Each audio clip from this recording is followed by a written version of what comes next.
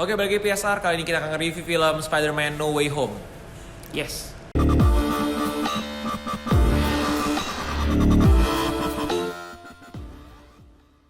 First thing first, ini spoiler alert, jadi buat teman-teman yang belum nonton, langsung skip, jangan nggak usah tonton. Tapi kalau kalian pengen nonton terus marah-marah spoiler, ya on your own ya. Nah, kali ini gue nge-reviewnya bareng Eka, gue malas review sendiri, jadi malas ngedit sendiri. Jadi gue pikir kalau ada Eka juga dapat trafficnya, so kita akan review Spider-Man No Way Home secara komprehensif dan singkat aja. Langsung aja Kak ya, nah kita cut to the chase aja ya gitu. Oke. What do you think?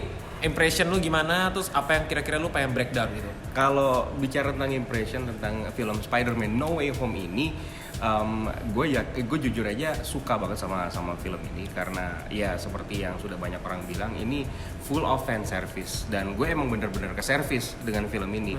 Dan lagi-lagi gue harus mengulang kata-kata gue, kalau mau di-compare dengan Endgame, this one is better. Ini salah satu film yang lebih baik daripada Endgame, tapi dari sisi service yang gue terima gitu kan. Cara mereka ngelakuin fan service-nya itu lebih better, lebih proper dibandingkan Endgame, karena Endgame tuh lebih jorok kali ya gitu. Bener. Kayak tinggal udah munculin semuanya aja, semua akan seneng kok dimunculin semuanya kan, assemble gitu. Bener. Nah, assemble-nya ini itu nggak sejorok itu, tapi ada build up-nya dan gue ngerasa di situ, gue ngerasa di build up-nya itu. Tapi itu secara fan service, secara service yang gue terima. Kalau secara plot, secara storyline, sorry, ini bukan salah satu film yang menarik buat gue. Iya, di film Spider-Man No Way Home ini sebenarnya sempat keteteran di first act kali ya. Bener. Di first act tuh kayak bingung mau dibawa kemana, begitu second act kayak udah tahu oke kesini. Third act-nya juga sebenarnya cuma resolusi fan service. Jadi kayak udah nih semua gua bongkar kesini, villainnya semua kayak rage segala macam. Ya udah endingnya pun gue keluarin superhero-nya semua, trio Spider-Man-nya, and then that's it gitu resolusinya. Bener. Jadi yang gue rasa di first act-nya itu kayak gak nyambung dengan di babak keduanya, babak setelahnya. Jadi apa yang dibangun di first act-nya di babak pertama, apa yang dibangun di babak pertama itu kayak gue gak ngerasa, gue seolah-olah gue lupa apa yang dibangun di babak pertama tadi, terus di babak kedua nyertain apa gitu loh. Jadi padahal plantingnya tuh pengen kayak teman-temannya tuh pengen bisa masuk kuliah gitu doang. Terus di babak kedua sampai babak ketiga kok tiba-tiba arahnya berbeda gitu ya. Malah pengen nge-healing si villainnya, which is nggak apa-apa, cuma kayak mereka nge-buildnya, bridgingnya tuh kayak kurang smooth aja, kayak dipaksa aja, malah patah banget sih kalau menurut gua. Malah patah, tapi itu secara storyline dan ya itu yang menjadi kelemahan terbesar dari gue sih sebenarnya ketika menonton film Spider-Man No Way Home ini gitu loh. Kalau porsi villainnya gimana Kak? Porsi villainnya sih sebenarnya gue suka sih. Porsi villainnya memang pas dan itu berhasil ngebangkitin memori gue dengan film-film Spider-Man yang sudah ada gitu. Ya pemilihan kenapa harus Norman Osborn-nya si Willem Dafoe.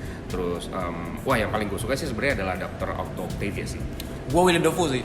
Gua parah sih. Ini mungkin sedikit breakdown sedikit ya biar singkat aja. Di antara mereka semua ada berlima, apa namanya? Berlima. Cuma 3 sebenarnya yang syuting, si Willem Dafoe, Jamie Foxx sama si siapa Alfred Molina. Sisanya tuh sebenarnya ternyata pakai footage lama. Benar. Terus yang menarik itu sebenarnya yang bikin ini lebih bagus daripada The Amazing Spider-Man 2 dan Spider-Man 3 yang sebenarnya villain juga ada banyak adalah kita nggak perlu dijelasin latar belakangnya, nggak perlu ada karakter development karena udah tahu video sebelumnya. Makanya gue bilang bahwa as a movie ini susah karena lu nggak diceritain segala macam, orang nonton ini bingung. Tapi atau mungkin nonton Tom Holland aja gitu, Spider-Man Tom Holland 1, 2, 3 jadi bingung karena nggak ada karakter development. Tapi kalau untuk kita yang udah ngefans tahu ini, jadi gue nggak perlu lagi ceritain banyak hal, pokoknya gue jorokin aja gini jadi bagus banget gitu. Bahkan kemunculan Alfred Molina di awal pun juga kita udah langsung parah. Terus jangan gini deh, tapi gue setuju juga sih di satu sisi tentang Willem Dafoe. Bahkan kemunculan Green Goblin yang hanya sekedar pumpkin bomb-nya aja itu udah wah banget ya, parah cuma nggak meledak ya pada waktu itu ya, nggak meledak dan gila ya, itu sudah wah ini itu pecahnya di situ. Tapi top notch dari villain ini menurut gue acting Willem Dafoe. Adegan apartemen itu mengalahkan semua adegannya yang fan service di third act.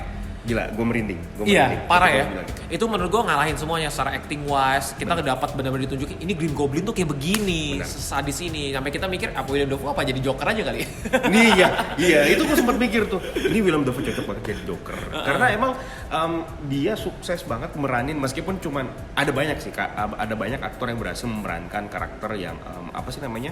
Yang dissociative identity disorder, yang berkepribadian ganda, bukan ganda tapi multi ya, yang banyak. Tapi Willem Dafoe adalah salah satu yang terbaik. Cepet. Gua tapi kaget itu Joker banget deh. Bener. Dia pas gitu terus langsung kayak ya memang sense tuh kayak gitu. Langsung mimiknya tuh langsung kayak changing gitu. Wah anjir keren banget. Yang bikin gue amazed adalah kita tahu kan usianya Willem Dafoe itu berapa? Udah tua sih. Udah tua kan? Emang aktor veteran beda ya. Tapi dengan performa yang dia tampilkan di Spider-Man No Way Home ini, itu gue gak ngerasa kalau dia tua. Maksudnya gue ngerasa dia adalah Willem Dafoe yang gue lihat di tahun 2002. Iya sih. Iya berasa. Iya. Padahal usia itu gapnya jauh loh, 2002 ke 2021 gini. Jauh banget loh. Iya sih, berasa. Gue ngerasa yang beda sih, tapi memang top notch gue nonton ini memang karena for the sake of Willem Dafoe sih. Kalau nggak ada itu mungkin gue kayak ngerasa ini bakal gue roasting nggak bisa gitu. Abis sih sama gue. Tapi overall menurut lo dari storyline, karakter development, plantingnya ke next future MCU, what do you think? Apakah mereka berhasil gitu, Spider-Man No Way Home? Spider-Man No Way Home kayaknya kalau menurut gue sih berhasil kalau secara planting yang seperti semua yang lu bilang tadi itu semuanya berhasil sih, kecuali dari storyline ya. Soalnya gua nggak begitu suka secara yang lu bilang secara movie gua nggak begitu suka. Tapi apa yang mereka inginkan untuk next feature Spider-Man di MCU kalau emang beneran memang dilanjutkan, emang bener sih udah official bakal dilanjutin itu udah jelas. Udah jelas banget. Bahkan mungkin ya sedikit breakdown lagi. Petunjuk multiverse di film ini itu sebenarnya udah ada di jendela kamarnya Peter Parker yang waktu di awal-awal lu mungkin nyadar atau enggak, di jendela itu ada tulisan Web of Destruction. Gua malah jadi punya referensi jangan-jangan ini yang dimaksudkan adalah Web of Life and Destiny yang merepresentasikan multiverse yang akhirnya dihancurkan.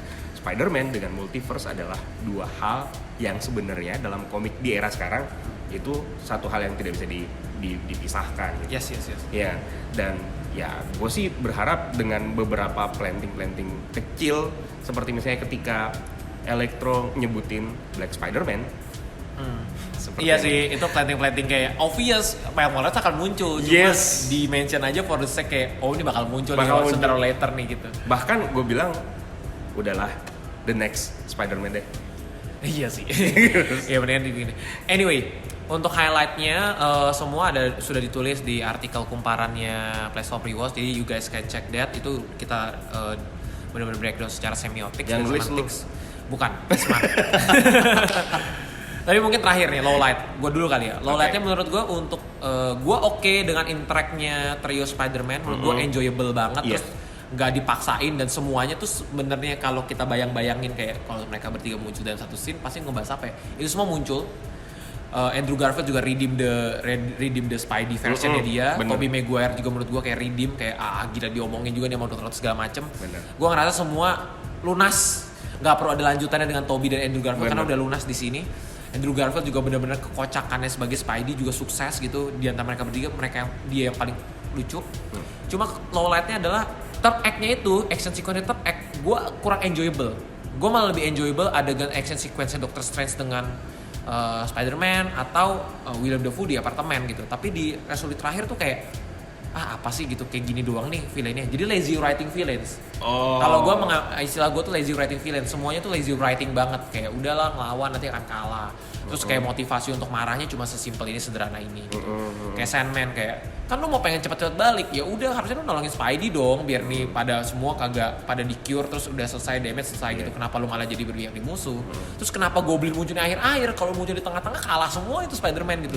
Terus kayak Goblin muncul di akhir pun kayak cuma kita tahu dia akan kalah karena bertiga aja keroyok kayak kalah apalagi 3 lawan 1. Jadi menurut gue kayak lazy writing villains. Tapi itu semua reasonable karena memang kita nggak perlu nyeritain lagi siapa karena kan udah diceritain di sebelum-sebelumnya. Kalau gue lowlightnya itu, kalau lu gimana? Kalau gue lowlightnya sebenarnya adalah di bagian CGI-nya yang gue nggak bisa nikmatin. CGI betul juga. Jujur aja gue nggak bisa nikmatin. Sejak breakdown di trailer ternyata gue harapkan itu ada upgrade yang terjadi di filmnya, ternyata enggak juga ternyata. Yang paling mengesalkan buat gue adalah apa iya lu nggak punya duit untuk nge-hire Thomas Hayden Church untuk nampilin mukanya dia kan? Waduh. Itu kan sepanjang Iya sih. movie kan itu ya. Maksudnya Zack Snyder aja berhasil ya? Iya, Zack Snyder aja Pakai berhasil footage-footage pakai lama. footage lama, tapi ini kelihatan banget. Oke, itu udah jelas. Nah, yang paling gue notice adalah pada saat yaitu dia tadi di babak ketiga, di babak pamungkas ketika pertarungan di Patung Liberty itu kerasa banget, bro. Itu efek CGI yang tidak begitu halus dan semua orang nggak tahu semua orang sadar juga atau nggak sih, cuman gue nyadar kalau di beberapa titik Spider-Man Tom Holland itu pakai CGI, Spider-Man bahkan semua Spider-Man juga pakai efek CGI yang dan kamera works-nya nggak enak. Jadi gue ngeliat action sequence-nya kayak endgame sequence terakhir. Nah, mau ngeliat siapa nih gue, kayak nggak enak iya, banget gitu. Bener.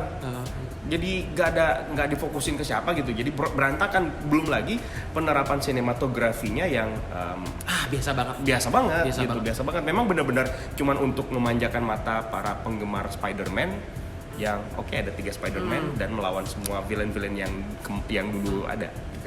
Compare to Justice League, meskipun Justice League itu punya action sequence yang cepat, karena kan banyak yang bisa fast action sequence gitu kan, kayak Wonder Woman kan bisa cepat gitu. Itu mata gue bisa ngelihat dia kemana-kemana dan enak untuk lihat. Tapi kalau Spidey itu meskipun udah swing, ada kanan kiri apa segala macem, gue bingung fokusnya kemana. Jadi gue kayak bener-bener frantic, jujur. Jadi memang bener tuh, itu membingungkan bank tuh camera works-nya gitu. Tapi gue nggak mau compare dengan Justice League ya. Iya, memang levelnya beda. Gue nggak mau compare ya. Ya well anyway, kalau ngomongin breakdown you guys can check the Kramas channel. Maksud gue detailnya di situ. Kalau gue lebih nge-review aja. So kalau gue pribadi untuk a fan service movie, this is a 9 to 10. Tapi kalau as a movie gue cuma bisa kasih 7 to 10 sih. Kalau lu gimana? Gue sama. Kalau untuk segi fan service gue malah berani kasih 9,5/10. Tapi kalau untuk secara movie mungkin lebih tinggi dari lu sih, 7,5. Oke lah, itu 0,5 juga. Oke, anyway, thank you udah nonton. Sudah bisa komen dan subscribe. Air kata play it, don't stop, just rewards. Cut.